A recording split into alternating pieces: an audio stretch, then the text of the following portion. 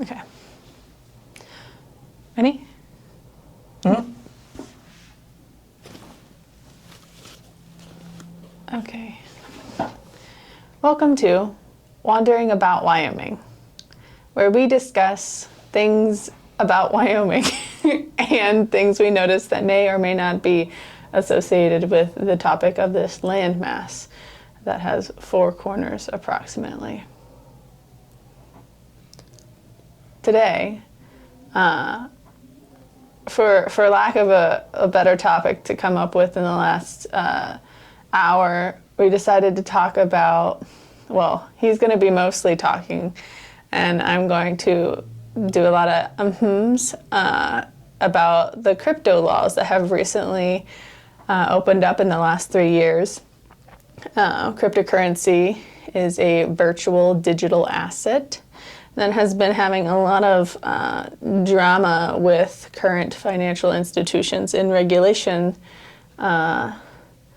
stuffs. And Wyoming is a leader in the country in creating a safe space for cryptocurrency to exist. Wyoming as an entity is kind of the Delaware of the digital currency world. The only thing I know about Delaware and business is that everyone has a business in Delaware.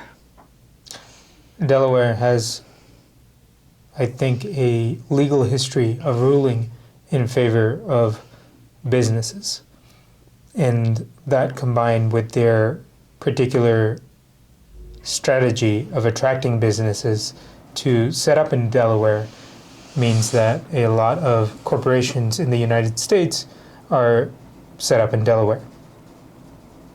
However, for small businesses, there are many states that are pretty easy to set things up in. I know Idaho is pretty friendly, and Wyoming is probably up there with Delaware. In fact, it's just not as well known because it's Wyoming.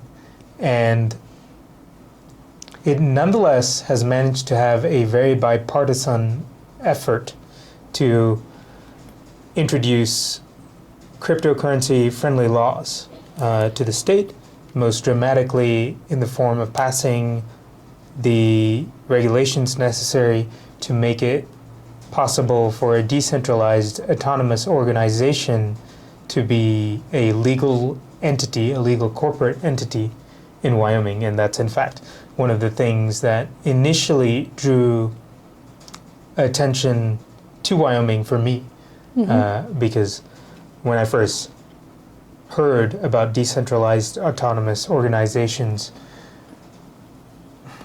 I don't know, it must have been 7 years ago, I kind of thought about it as a sort of science fiction. I didn't think that it would ever be actually possible in my lifetime. And so it's been very interesting to see them come to life, especially in the last 2 years.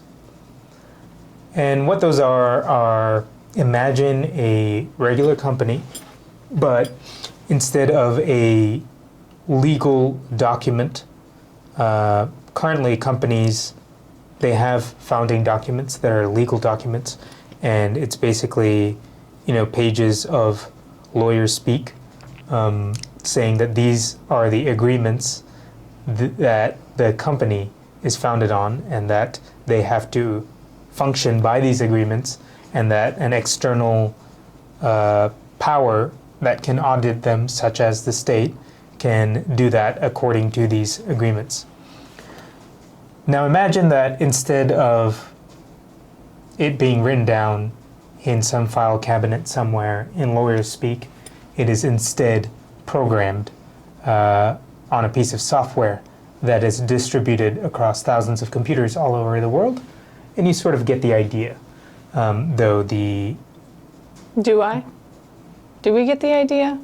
So what are the thousands of computers doing? What are they doing? How are they helping us? Why wouldn't I just go to Joe? His last name is my accountant lawyer and tell him to put my money in a bank. Well, for starters, the lawyer in the bank will probably charge you over $1,000 for that. What? Joe Tabernacle? Overcharging? Just to start a nonprofit with a regular lawyer, wasn't even a big firm or anything, that in Idaho, we checked this, the quote was $7,000. $7,000. And it cost me $50 You can buy a crappy car to do that with that much money. myself. And so that's kind of the idea of you have a professional guild, and the professional guild charges money to help people navigate through that. And a lot of times it's because they have actually made it illegal for you to navigate through it yourself. But just as many times, perhaps, you can actually do it yourself. You can go read the regulations, though. I don't want to read the regulations. How can you make it easy for me? A lot of regulations are actually hidden behind paywalls, just like academic papers.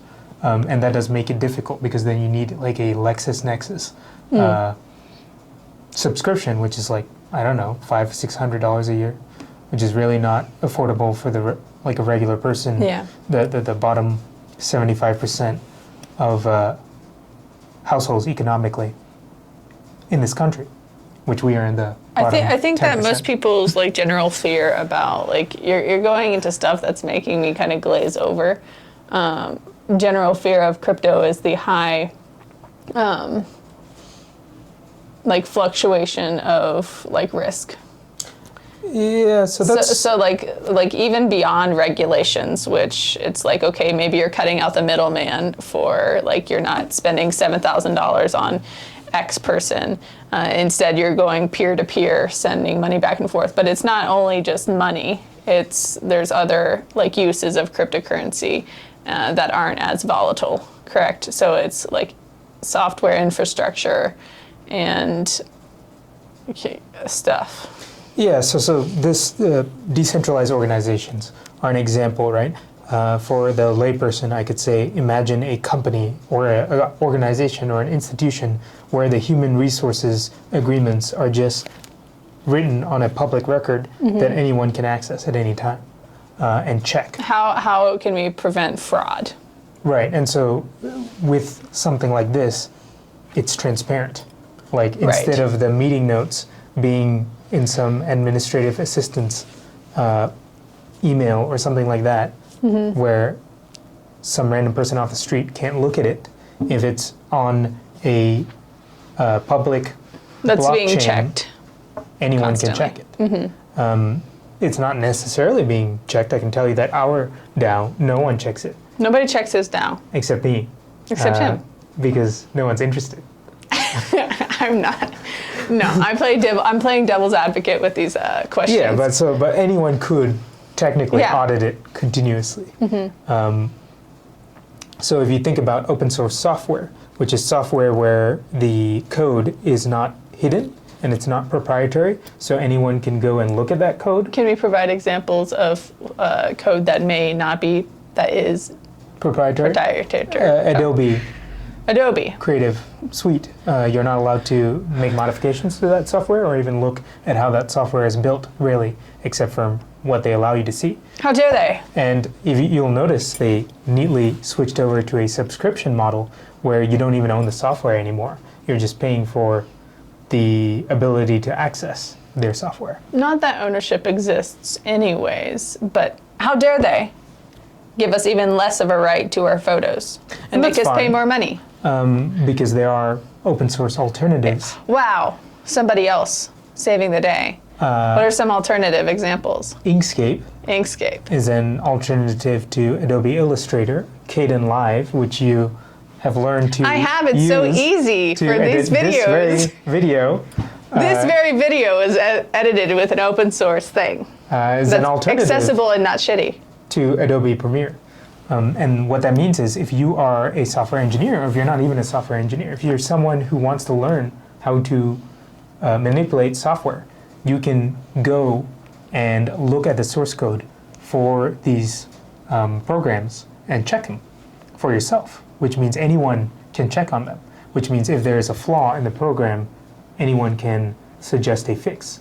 If they understand what is to be fixed. Right. So now imagine with companies, a lot of companies, you don't have that direct access to the agreements within the company. So many secrets. Whereas for a decentralized autonomous organization, everyone does. Everyone has As access. long as the blockchain is not a private blockchain. Now, a lot of the fears with crypto is that, oh no, people are going to get fleeced.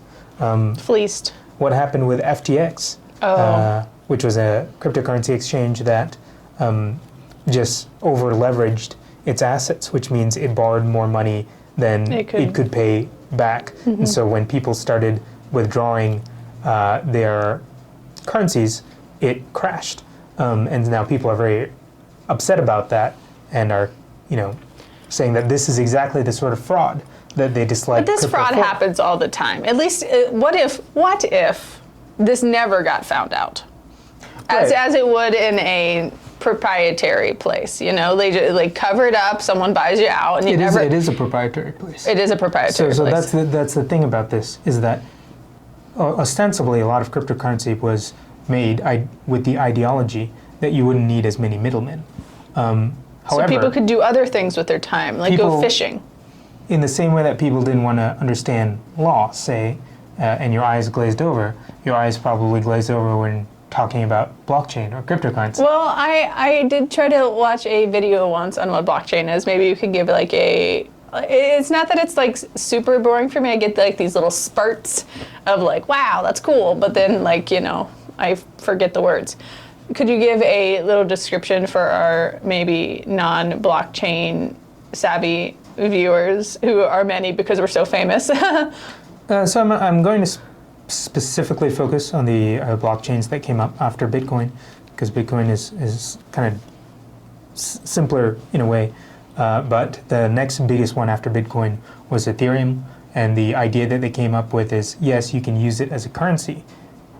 And by it, I mean performing calculations on a bunch of computers that are too difficult to perform without that many computers, and having them check and audit each other to say that this number is this number, and that everyone agrees that this is this number.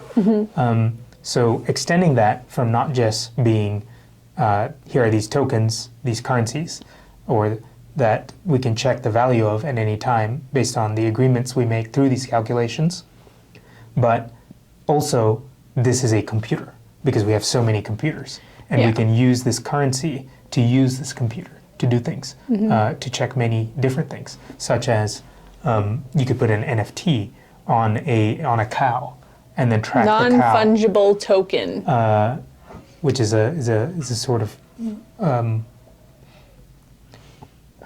cryptographic marker that you are putting on an item, and then when everyone when every person at every line of the distribution scans that item, then it goes onto the permanent record that anyone can check, and have all these computers in this network. Can you also track where the NFT goes, so like who owned it? Yes, and so you have this entire... You have a history bank of the things that you're purchasing. If you think about the beginning of literacy and writing, it was mostly accounting, right? Like how much grain did this family bring in to this empire, so on and so forth. So this is just bringing that fully online is one simple way to think about it. Where in the past, instead of having to go to the king's palace and check the king's tablets, who the king's clerks could, change that tablet at any point. But perhaps if you were an expert scholar of tablets, you could look at the way the tablet was moved and tell that some fakery was going on. Some fakery. Accounts or something like that. Also, I'm just going to interrupt you. Something about general worry of fraud. So I think that for most states when you're using money to pay off loans or something, like you're kind of creating some type of fraud scenario. It's called like rehydrocarbonization or something like that. I don't know. Like it's just like a normal, like it's not a felony. I don't know what I'm trying to describe. In Wyoming, it's a felony. So it makes the idea of fraud way more high risk in the event that like crypto comes in, they set these like maybe some minimal or some level of regulation. If you commit fraud, it's like there's like no bullshit. So it's, I don't know what I'm trying to say. It's just like there's higher risk, high reward for this process here in Wyoming. So also low taxes. The thing I'd like no to income tax. point out about these big crypto frauds is the promise of the blockchain is that you have more direct control over your money and your economic system and the way your institutional agreements are made. Mm-hmm. However, if you get bored and you are not interested in that sort of stuff, someone will come along and be like, well, you can just leave all that to me. Give me your keys. Give me your wallet. Give me your keys. Let me take care of it. You know, you can just give it to me. I'll take care of it. I'll be your godfather. Okay. And so he'll do it. That's exactly what has happened. We've had many centralized exchanges that are basically the same as traditional banks or traditional financial brokers who have a long, nice history of over-leveraging themselves. And while those are generally backed by the U.S. government, these are not these centralized exchanges are not backed by any government most of the time. So you have to take responsibility. And that's what we're about in Wyoming. You are going to increase your chances of getting fleeced in this way, or for fraud happening, if you hand your control over your stuff to someone else, which is what has happened with FTX. Mm-hmm. A lot of people lost money from that. Well, they gave control over their money to FTX. They gave it to someone else, and that's what you're doing. You're giving our government money, and they promise you. They promise you gold. There is not that much gold that is available for as much money as you are hoping is backed by banks. Are they promising you gold? That's what money used to be. They have not promised gold for almost 100 years now. We moved away from it a long time ago. That's not where I'm at. That the political news cycle focuses on things from the 19th century and early 20th century, but what I'm saying is, if you're just like, it's not even real money. Well, this is what I would consider my social classes like argument. It's not even real money. Well, real money isn't real money. What's the difference between holding a fabric dollar bill in your hand and it's backed up, quote unquote, by treasury funds versus a 20-something digit wallet passcode that has a digital coin that you could see with your eyeballs? It's not like as you can't hold it and you can't like wipe your boogers on it. The US dollar is backed by the highest energy military force that has ever been fielded in the history of the world. Gold. No. Guns. Guns. Oh, the other G word. Missiles and Gucci bombs, golden guns. and stealth bombers and people who are very, very dedicated and determined and who will track you down anywhere. They have a very special set of skills. After you that will shoot a blade out of it and skewer you. So that's what it's backed by. Yeah, that's what you're funding. However, in Wyoming, they have managed to legalize DAOs, and it's very impressive because in a time of increasing polarization, you can look at the state legislature. Political polarization in the United States. These blockchain laws in Wyoming have been carried out by bipartisan teams in a state that is mostly Republican. So I don't really understand the politics here yet, but it does seem much more functional than elsewhere. Yeah. There's also an attempt to have a Yes. Wyoming cryptocurrency. Oh, yes. I thought that's not what I thought you were going to say. Here in Casper, we have a potentially mining center, a crypto mining center being built Which just is out of town. Mining, by the way, is just a simple way of saying you're dedicating these computers to making the complex calculations that prove that this amount is this amount on a blockchain and so on. And usually the argument for these centers is that it takes a lot of energy across the board. So they're like, oh, it's so the energy environmental argument restrictive. against them. Yeah, what did I say? You said the argument for these centers. Oh, I'm sorry. The environmental argument against them is that they're highly energy sucking. But this particular center, Unlike a golf course. unlike a golf course, oh, speaking of golf courses that overuse, Washington State University in Pullman. So in Moscow, Idaho, and Pullman, Washington, they are cities that are next to each other on the border. It has a aquifer problem. It is depleting greatly. So Idaho will reuse mostly across, like they will recycle their water and run it through the processing, and then like if they have a golf course, they both cities have golf courses, and they'll use like old water, reused water on their golf courses, because the fellas on the golf course need green grass and not scratchies. WSU basically drains the entire aquifer. That's a dramatic statement, so not all of it, but a significant portion of the annual use is for the WSU golf course. Which I have thankfully used once. I drank Worth beer, it. and I tried to send balls into holes. I did not pay any money for it. Oh, okay. I ran across the golf course once and caused much disruption, and that's my entire experience. But it is next to the Arboretum at University of Idaho, which is quite lovely. And so the argument against the mining computers, how they're kind of combating that. So this Wyoming is a big mining / oil / gas / energy state. There's a lot of extra leftover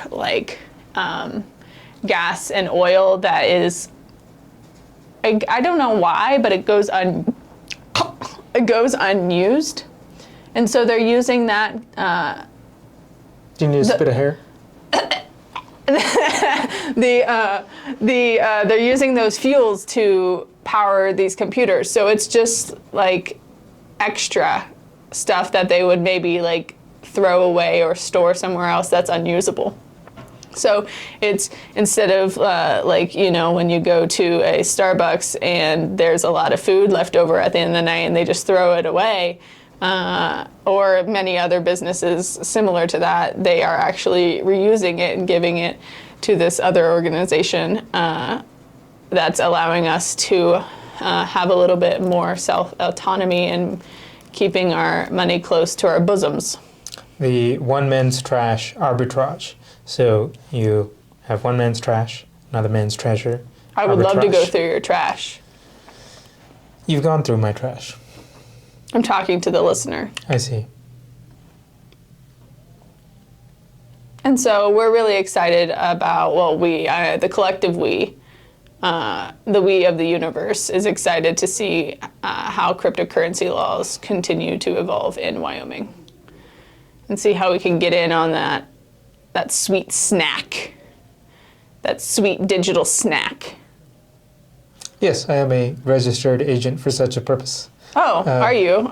Should you do an advertisement right now, salesman? Yes. So if you would like your DAO registered in Wyoming, I can do that for you for a small fee of $25.